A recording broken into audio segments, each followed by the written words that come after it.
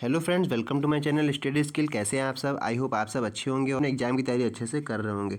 तो फ्रेंड्स, आज की जो हमारी वीडियो होने वाली वो होने वाली क्लास 12 फिजिक्स के ऊपर। क्या हमारा टॉपिक होने वाला है और क्या इस वीडियो में आज हम पढ़ेंगे उसके बारे में हम लोग बात करते हैं। सबसे पहले जो इंपॉर्टेंट टॉपिक है वो है हमारा इंपॉर्टेंट क्वेश्चन, जो कि आपके पेपर में हर साल पूछे आते हैं। पहले आज हम लोग उनको बताएंगे, फिर हम बताएंगे प्रूफ, है ना। कुछ भी जो प्रूफ्स पूछे आते हैं पेपर में पूछे आते हैं, प्रूविंग के लिए आते हैं, वो भी उस पर भी हम लोग बात करेंगे।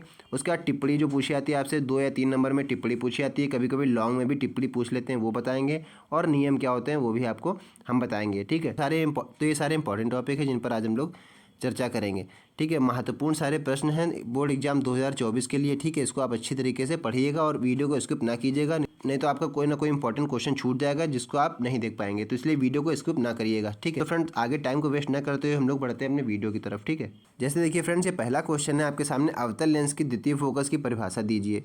कितने नंबर में क्वेश्चन पूछा गया? देखिए 2 नंबर में क्वेश्चन पूछा गया है कि अवतल लेंस का द्वितीय फोकस होता है, उसकी आपको परिभाषा बतानी है। मोस्ट इंपॉर्टेंट क्वेश्चन है, इसको आप अच्छी तरीके से तैयार करिएगा। क्या कह रहा है क्वेश्चन? देखिए, अवतल लेंस के मुख्य अक्ष के समांतर चलने वाली प्रकाश किरणें लेंस के अपवर्तन के पश्चात मुख्य अक्ष के जिस बिंदु से गुजरती हुई या आती हुई प्रतीत होती हैं, अवतल लेंस का द्वितीय फोकस कहलाता है, ठीक है। इस तरह से आपको बता देना है, ठीक है। क्या होता है द्वितीय फोकस? यदि आपसे पूछा जा रहा है कि अवतल लेंस का द्वितीय फोकस की परिभाषा बताइए, तो डिट्टो बिल्कुल आपको ये लाइनें उतार देनी है, ठीक है। बिल्कुल सेम आंसर आपको बिल्कुल इसी तरह से लिख देना है, ठीक है। क्या फ्रेंड्स, अगला क्वेश्चन कह रहा है मानव नेत्र की समंजन क्षमता क्या होती है, समझाइए। समंजन क्षमता क्या होती है? ये मोस्ट इंपॉर्टेंट आपका है टॉपिक, पूछा जा सकता है आपकी समंजन क्षमता क्या होती है।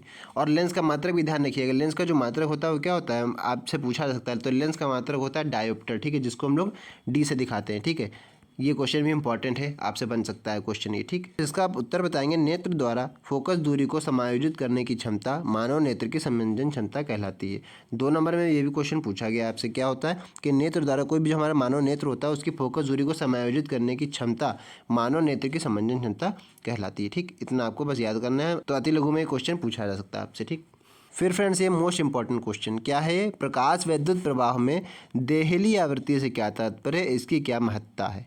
देहली आवृत्ति आपने नाम जरूर सुना होगा फिजिक्स में, क्लास 12 में अगर आपने पढ़ा होगा चैप्टर कि देहली आवृत्ति क्या होती है, ठीक है। जरूर पढ़ा होगा। फ्रिंज की चौड़ाई और हाइगन्स की तरंग दीपिकाओं के सिद्धांत, ये सब आपने पढ़ा होगा। तो उसी में आपको मिलेगा देहली आवृत्ति क्या होती है, ठीक है। तो आप बताएंगे प्रकाश की वह न्यूनतम आवृत्ति जिसके कारण धातु के पृष्ठ से प्रकाश इलेक्ट्रॉन उत्सर्जित होते हैं। इसमें कम आवृत्ति के प्रकाश से धातु से कोई प्रकाश इलेक्ट्रॉन उत्सर्जित नहीं होता है, प्रकाश की देहली आवृत्ति कहलाती। मतलब आपको सिंपल इतना याद रख लेना है कि ऐसी वह न्यूनतम आवृत्ति जिसके कारण धातु के पृष्ठ से प्रकाश इलेक्ट्रॉन उत्सर्जित होते हैं, ठीक है। कम आवृत्ति के प्रकाश से धातु के कोई इलेक्ट्रॉन उत्सर्जित नहीं होते हैं। इससे कम आवृत्ति के प्रकाश से धातु से कोई भी प्रकाश इलेक्ट्रॉन उत्सर्जित नहीं होता है। इसी को हम लोग देहली आवृत्ति कहते हैं, ठीक। इतना बस आपको लिख देना है, तो बिल्कुल रट लीजिए। 100% आपके पेपर में ये आएगा ही आएगा, ठीक। अगला क्वेश्चन है तरंगाग्र को परिभाषित कीजिए। तरंगाग्र क्या होता है, ठीक है। तरंगाग्र आपको पता होना चाहिए, हाइगन्स में आपने पढ़ा होगा तो आपको तरंगाग्र पता होगा। ये भी 2 नंबर का क्वेश्चन आपसे बनता है। क्या बताएंगे आप? किसी माध्यम में स्थित वह पृष्ठ जिस पर स्थित सभी कण कंपन की समान कला में होते हैं तरंगाग्र कहलाता है, ठीक है। यह पहला पॉइंट आप लिख सकते हैं। दूसरा पॉइंट वाइज अगर आप लिखना चाहें तो ज़्यादा अच्छा रहता है। पॉइंट वाइज में आप लिखेंगे, दूसरा पॉइंट है तरंगाग्र गोलीय, बेलनाकार तथा समतल प्रकार के हो सकते हैं, ठीक है। कैसा हो सकता है तरंगाग्र? हमारा गोलीय भी हो सकता है, बेलनाकार भी हो सकता है, समतल भी हो सकता है। दोनों प्रकार के हमारे ये तीनों प्रकार के हमारे तरंगाग्र हो सकते हैं। चौथा क्वेश्चन फ्रेंड्स, कला संबंध स्रोतों से आप क्या समझते हैं? ये भी 2 नंबर में पूछा गया है, इंपॉर्टेंट क्वेश्चन है। आप देखिए लिखा हुआ है यहाँ, ठीक है। तो कला संबंध स्रोत क्या होते हैं? ऐसे स्रोत जिनका कलांतर नियत हो यानी कांस्टेंट हो तथा समय के साथ ना बदले कला संबंध स्रोत कराते हैं। जो हमारे टाइम के साथ कांस्टेंट रहते हैं, मतलब टाइम के साथ नहीं बदलते हैं, तो उनको हम लोग कला संबंध स्रोत कहते हैं, ठीक। इतना आंसर है। अगला है अन्योन्य प्रेरण गुणांक। ये अपने नाम जरूर सुना होगा। अन्योन्य प्रेरण गुणांक क्या होता है, इसकी छोटी सी डिफिनेशन है, इसको देख लीजिए। 2 कुंडलियों के मध्य अन्योन्य प्रेरण गुणांक किसी कुंडली में चुंबकीय फ्लक्स ग्रंथिकाओं की संख्या के बराबर होता है जबकि दूसरी कुंडली में एकांक धारा प्रवाहित हो रही हो, ठीक है। यहाँ पर हमारी कोई कुंडली है, उस पर हम जो जितने ये फेरे लगाते हैं, ठीक है, राउंड लगाते हैं, जितने भी कॉपर की वायरिंग ये सब लपेटते हैं, इसमें क्या होता है, जितनी भी हम ग्रंथिकाएँ लगाते हैं, ग्रंथिकाएँ यही होती है वायरिंग जो हम लोग राउंड करते हैं इसको, ठीक है, संख्या के बराबर होता है। जबकि दूसरी कुंडली में एकांक धारा प्रवाहित हो रही है। दूसरी वाली कुंडली में क्या हो रही है, यहाँ दूसरी जो कुंडली है उसमें धारा प्रवाहित हो रही है। धारा कब प्रवाहित होगी? जब हम यहाँ इसको वोल्टेज दे रहे होंगे, यानी वोल्टेज दे रहे होंगे, ठीक है, तभी तो हमारी इसमें धारा प्रवाहित होगी इस वाले में, ठीक है। तो इस वाले में धारा तभी आएगी, ठीक। तो जब वोल्टेज दे रहे होंगे तब इसमें हमारी धारा आएगी। किस में आएगी? इस वाले में धारा उत्पन्न होगी। जब इस वाले में धारा आएगी तभी आएगी, ठीक है। तभी हमारा इसमें क्या होगा? अन्योन्य प्रेरण गुणांक जो होगा वो हमारा इसमें इंड्यूस्ड होगा। तो इस तरह से आपको याद रख लेना है, ठीक। की डिफिनेशन आप देख रहे हैं कितनी ईजी है। चुंबकीय फ्लक्स ग्रंथिकाओं की संख्या के बराबर हो, ठीक है। और क्या होता है? एकांक प्रवाहित हो रही हो, ठीक। और फिर इसका अन्योन्य प्रेरण का उसके बाद क्या है? अन्योन्य प्रेरण गुणांक आपको लिखना है। ये जो आप देखते हैं प्रेरण गुणांक का सूत्र क्या है? एम को किससे दिखाते हैं? अन्योन्य प्रेरण गुणांक को किससे दिखाते हैं हम लोग? एम से दिखाते हैं। क्या अन्योन्य प्रेरण गुणांक का जो सूत्र बनेगा वो क्या है? एम इजकल टू N2 ठीक है। N2 क्या है? फेरों दूसरी कुंडली में फेरों की संख्या है, और 5B क्या है? चुंबकीय फ्लक्स। और I जो आप देख रहे हैं, I क्या है? धारा है, ठीक है। तो I1 यहाँ आप लिख सकते हैं 1 एम्पियर है। तो ये नया फॉर्मूला इसका क्या बनेगा? M इजकल टू N2 क्योंकि अगर I को हम 1 मान लेंगे तो नीचे 1 है, 1 की कोई वैल्यू नहीं होती नीचे। हम लिख सकते हैं M इजकल टू N2 ठीक है। ये हमारा अन्योन्य प्रेरण गुणांक का सूत्र होता है। फिर फ्रेंड्स अगला है स्वप्रेरण गुणांक। स्वप्रेरण गुणांक में आपको बताना है किसी कुंडली का स्वप्रेरण गुणांक उस कुंडली में चुंबकीय फ्लक्स ग्रंथिकाओं की संख्या के बराबर होता है जबकि कुंडली में प्रवाहित धारा का मान 1 एम्पियर हो।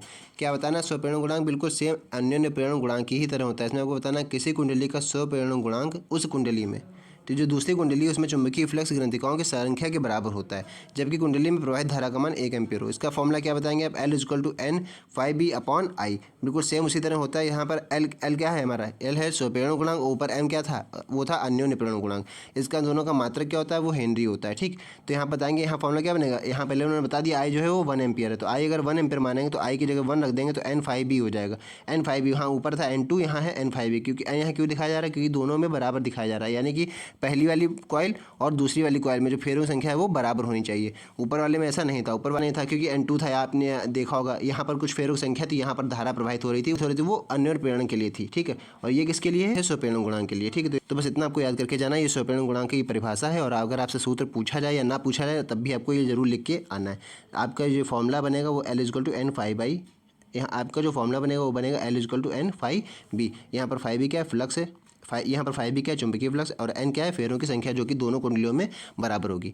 तो फ्रेंड्स ये कुछ इंपॉर्टेंट टॉपिक थे फिजिक्स के जो कि हर साल पेपर में पूछे गए, पिछले 2-3 सालों से आ रहे हैं लगातार, इसलिए मैंने इस पर एक वीडियो बनाई थी। तो आपको वीडियो अच्छी लगी होगी। अगर चैनल पर नए हैं तो चैनल को एक बार सब्सक्राइब कीजिएगा और वीडियो को अपने फ्रेंड्स में भी शेयर कीजिएगा ताकि आपके फ्रेंड्स की भी हेल्प हो सके। आज की वीडियो में इतना ही, मिलते हैं नेक्स्ट वीडियो में। तब तक के लिए जय हिंद।